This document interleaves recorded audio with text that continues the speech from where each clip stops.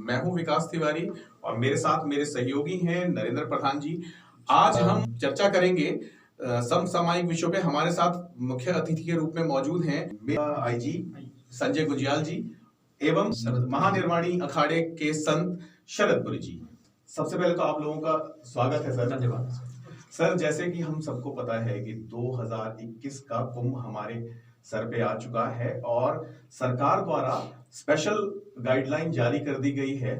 ऐसे में क्या हरिद्वार प्रशासन, क्या कमला है, वो कितना तैयार है इस चीज को लेके? देखिए, ये जो कुंभ 2021 है ये अद्वितीय है और इस मायने में बिल्कुल अलग चुनौती है कि ये कुंभ कोविड महामारी के दौर में मनाया जा रहा है और ये सनातनी परंपरा का भी हिस्सा है। सिर्फ धार्मिक ही नहीं, सांस्कृतिक और सामाजिक भी एक परंपरा है जिसका निर्वहन सदियों से होता आ रहा है। और इस संबंध में राज्य सरकार के द्वारा भी पहले से भी डिक्लेयर किया गया है कि कुंभ मेला और विशेषकर शाही स्नान का आयोजन अवश्य किया जाएगा और दिव्यता में कोई कमी नहीं आएगी। लेकिन कोविड को देखते हुए जो एसओपी जारी हुआ है, क्योंकि कोविड के संक्रमण में अभी काफी हद तक भारतवर्ष को सफलता मिली है और जो संक्रमण और जो मृत्यु की दर है वो उल्लेखनीय कमी आ चुकी है। वैक्सीनेशन का ऑलरेडी प्रक्रिया अभी वर्तमान में गतिमान है। ऐसे में भीड़ की वजह से या फिर मुख्य मुख्य जो स्नान की वजह से कोविड का संक्रमण बढ़ने का कारण न बने, उसके लिए एसओपी जारी किया गया है। और इसलिए भी जारी किया गया है कि संक्रमण को रोकते हुए हम लोग कुंभ मेले का आयोजन कर सकें।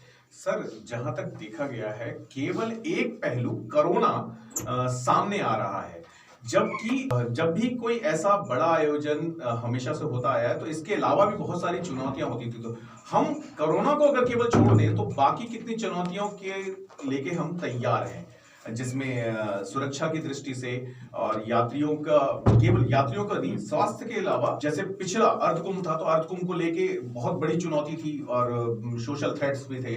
तो क्या इस बार भी आप मानते कि ऐसा कुछ है कि कोई चुनौती हमारे पास पहले से? तिवारी जी, आपने बड़ा ही प्रासंगिक सवाल पूछा है कि जब भी कभी कुंभ का आयोजन होता है तो क्योंकि इतने सीमित एरिया में आप देखिए हरिद्वार की जो भौगोलिक परिस्थिति है, यहाँ पर सर्कुलेशन एरिया बहुत ही सीमित है और इस सीमितता की वजह से यहाँ पर चाहे कुंभ ही नहीं, जितने भी स्नान हुए उन स्नान को सकुशल संपन्न कराना पुलिसिंग के लिहाज से बहुत ही चुनौतीपूर्ण रहा है और इसका पूर्व इतिहास भी रहा है। जो पूर्व इतिहास है वो घटनाओं से भरे हुए भी रहे हैं। आप देखेंगे पूरे विश्व में जितना मेले के दौरान हरिद्वार में घटनाएं हुई है वो इतना बताने के लिए काफी है कि जो क्राउड मैनेजमेंट है, ट्रैफिक मैनेजमेंट है, हरिद्वार के लिहाज से बहुत ही महत्वपूर्ण और चुनौतीपूर्ण है, क्योंकि यहाँ एंट्री और एग्जिट बहुत सीमित है। यहाँ पर जो डेंसिटी पॉपुलेशन की है और साथ में क्योंकि यहाँ परमानेंट पहले से ही निवास और आवास है जहाँ पर कि मेला का आयोजन होता है।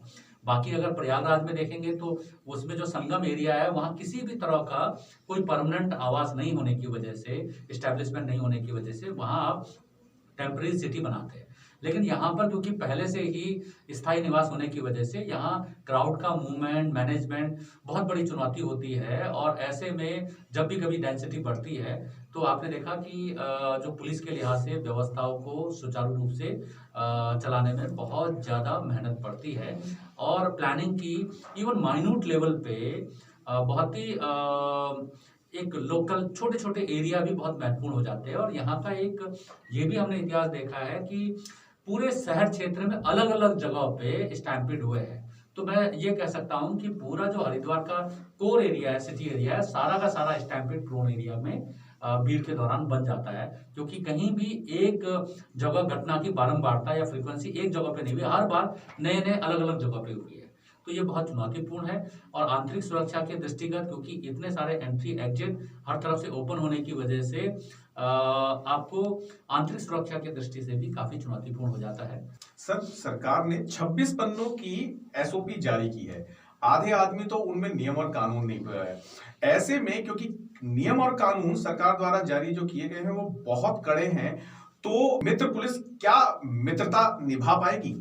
देखिए, जो एसओपी जारी किया गया है वो कोविड महामारी के संक्रमण को रोकने के लिए एक तो स्वयं को संक्रमण से बचाए और दूसरों को भी बचाने में मदद करे, उस लिहाज से उस उद्देश्य के साथ जारी किया गया है।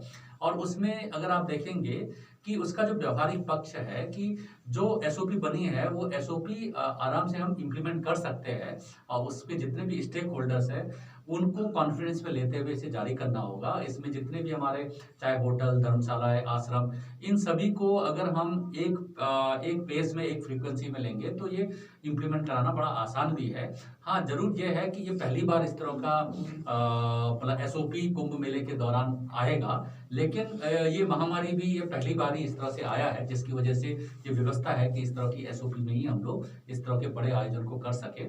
इसमें जो हमारे 3 तरह के सर्टिफिकेट की आवश्यकता पड़ेगी। एक तो आईडी है, जो कि व्यक्तिगत रूप से कौन आ रहा है, क्या आ रहा है, वो जरूरी है सुरक्षा के लिहाज से भी, और कल के दिन कोई संक्रमण हो जाता है तो उसके जो कॉन्टैक्ट ट्रेसिंग और सर्विलांस के लिहाज से। दूसरा है कंपल्सरी मेडिकल सर्टिफिकेट। वो इसलिए भी जरूरी है कि जो भी व्यक्ति आ रहा है वो संक्रमण से मुक्त है और कल के दिन वो स्वयं विक्टिम ना बने और या फिर उसकी वजह से कोई संक्रमण ना फैले। और दूसरा है कि कोविड-19 जो का नेगेटिव रिपोर्ट अगर यहाँ रात्रि निवास के लिए आ रहा है और कोविड-19 का 72 आवर्स पहले का अगर नेगेटिव रिपोर्ट होगा तो उससे जहाँ संख्या की थोड़ी सीमित तो रहेगी, लेकिन एक सुरक्षित कुंभ की जो संकल्पना है उस दिशा में एक बहुत मजबूत कदम होगा। सरकार ने 18 ट्रेनें चलाई हैं। 18 ट्रेनें में बहुत दूर-दूर से, इसमें साउथ से भी आने वाली ट्रेन है, बिहार से, बंगाल से, बहुत दूर-दूर से ट्रेनें आ रही हैं।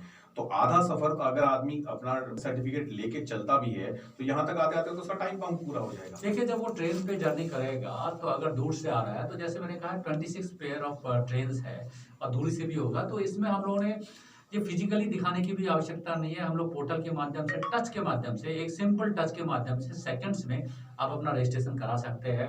जो कोविड की नेगेटिव रिपोर्ट है उसे अपलोड कर सकते हैं। इवन अगर 72 आवर्स में अगर वो जर्नी स्टार्ट कर चुका है और इस भी 72 आवर्स से थोड़ा ऊपर भी चला गया, लेकिन जर्नी स्टार्ट करने से पहले अगर उसके पास कोविड-19 का रिपोर्ट था, तो ऐसे व्यवहारिक कठिनाइयां आएंगी तो व्यवहारिक कठिनाइयों को हम व्यवहारिक समाधान करेंगे ताकि पब्लिक को कम से कम दिक्कतें आएंगी। यानी इस बार मित्र पुलिस पूरी तरह से मित्रता निभाएगी लोगों के साथ, जैसे कोरोना काल में मित्र पुलिस ने बढ़ चढ़ के लोगों का सहयोग दिया, साथ दिया, और उसी तरीके से हम उम्मीद करते हैं कि आगे के भी इस कुंभ काल में बस मैं ये दिलासा दे सकता हूँ कि जो मित्रता या जो सहयोगी पुलिस के रूप में है, ये सिर्फ नारा नहीं है, इसे हम अपने व्यवहार में और अपने कर्तव्य में भी लाने का प्रयास पूरा करेंगे। महाराज जी, जिस तरीके से जैसे पहले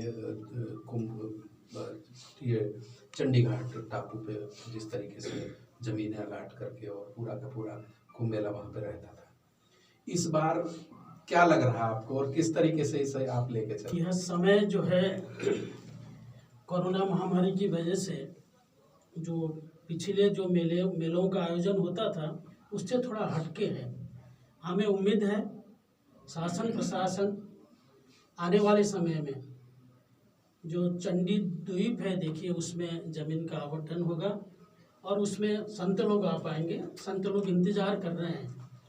पहले होता ये था, मेला प्रशासन अखाड़ों को ज़मीन देता था और अखाड़े वाले जो है, जो अपने अपने संत हैं, महामंडलेश्वर हैं, उन सबको पत्र भेजते थे कि इस तारीख से मेला शुरू होने जा रहा है, तो आप आइए। वो आते थे, ज़मीन को जो है अपने कब्जे में लेते थे और अपनी तैयारी करते थे।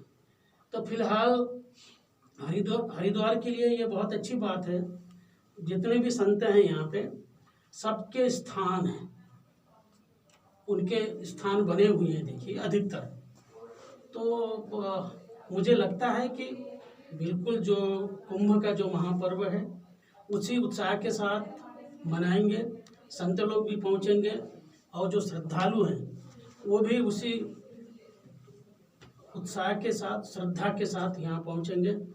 महामारी चल रही है, उसमें शासन प्रशासन और उनकी जो भी व्यवस्था है उसका अनुपालन करते हुए लोग पहुँचेंगे यहाँ पर। हमने किराएदारों का वेरिफिकेशन, क्योंकि स्लीपर वाला जो कंसेप्ट है उसको लेके अभी तक कोई प्रोसीजर में नहीं आया, मतलब हम यहाँ वेरिफिकेशन अभी तक नहीं। देखिए, जो वेरिफिकेशन में जो स्थानीय निवासी है या जिनका वोटर आईडी कार्ड रहा है, कई सालों से यहाँ रह रहे, उनको हम वेरिफिकेशन में शामिल नहीं कर रहे हैं या उन पे जस्ट चेक कर रहे हैं, अगर कोई संदिग्ध है तभी कर रहे हैं।